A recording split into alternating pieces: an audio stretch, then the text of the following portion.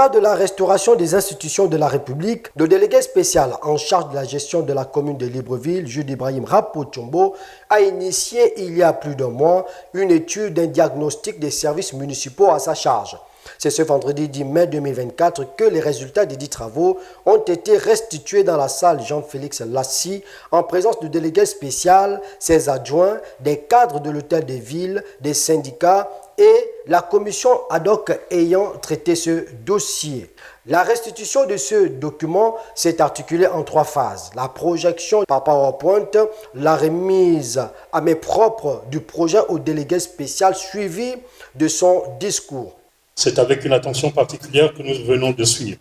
la restitution des travaux du comité technique ad hoc chargé de l'élaboration d'un document de stratégie en vue de l'amélioration de la gouvernance de la commune de Libreville. Qu'il me soit alors permis de vous rappeler que les travaux du dit comité, axés sur les 4 axes majeurs que sont la salubrité publique, l'assainissement des finances, la modernisation de la masse salariale et la gestion des ressources humaines et des infrastructures, s'inscrivent dans la droite ligne du cahier de charge qui m'a été confié par le président de la transition, président de la République, chef de l'État, le général de brigade, Brice Clotaire Oligui. Dans son propos circonstanciel, le général de brigade Jude Ibrahim Rapot-Tchombo n'a pas trouvé utile de rappeler que le gouvernement de la transition forme son cheminement intellectuel et sa politique sur les engagements forts en faveur de la restauration de nos institutions, dont la mairie de Libreville est une figure de proue. Et pour y parvenir, en ce qui concerne l'institution dont il a la charge, il pense que cela n'est envisageable qu'après avoir dressé l'état des lieux. C'est dans cette optique qu'il a été nécessaire d'établir un diagnostic de toutes les unités opérationnelles qui la composent. Cela a été d'autant plus intéressant que le comité a été constitué d'agents municipaux, tous outillés dans chacun de leurs domaines de prédilection, en constituant ainsi les véritables rachis. À la lecture des résultats de ces travaux, nous avons pu percevoir que, concernant les 4 axes qui constituent les piliers de mon plan d'action et qui ont de fait servi d'appui à ce travail, une analyse pertinente a été faite, ce qui a d'ailleurs permis de proposer également un catalogue de projets. À cet effet, et au regard des recommandations qui ont été formulées dans le document élaboré par le comité,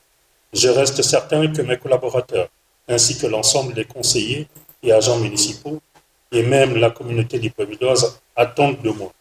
pour ce mandat exceptionnel, que j'agisse avec une détermination telle que la situation actuelle du pays tout entier le réclame. Ce travail a été avant tout l'occasion de mettre en lumière, avec sincérité et sans embâge, les difficultés qui minent les différents services de l'administration municipale. De plus, ce ne serait pas trahir un secret que de dire que c'était également votre souhait et celui des partenaires sociaux, dont j'ai toujours en mémoire les grandes lignes de leur adresse formulées à mon endroit lors de la cérémonie de présentation des vœux du 30 janvier 2024 dans les jardins de l'hôtel de ville. Mesdames et messieurs les membres du comité, je salue, pour m'en réjouir, la qualité de votre travail et vous remercie d'en être parvenu à terme, et je puis donc vous assurer qu'il en sera fait bon usage. C'est ainsi qu'affirmer que les conclusions auxquelles vous êtes parvenus au cours de ces travaux collaboratifs aideront les décideurs que nous sommes à mieux nous y projeter, notamment en ce qui concerne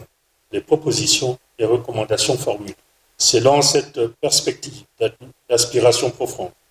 et lucide face aux enjeux que cela revêt que je déclare clos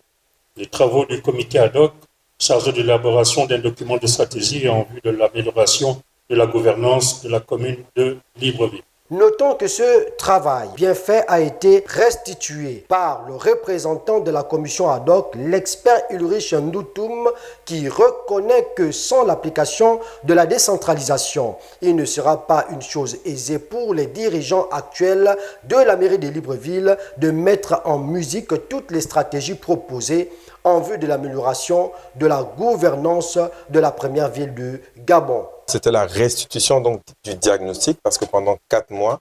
il a fallu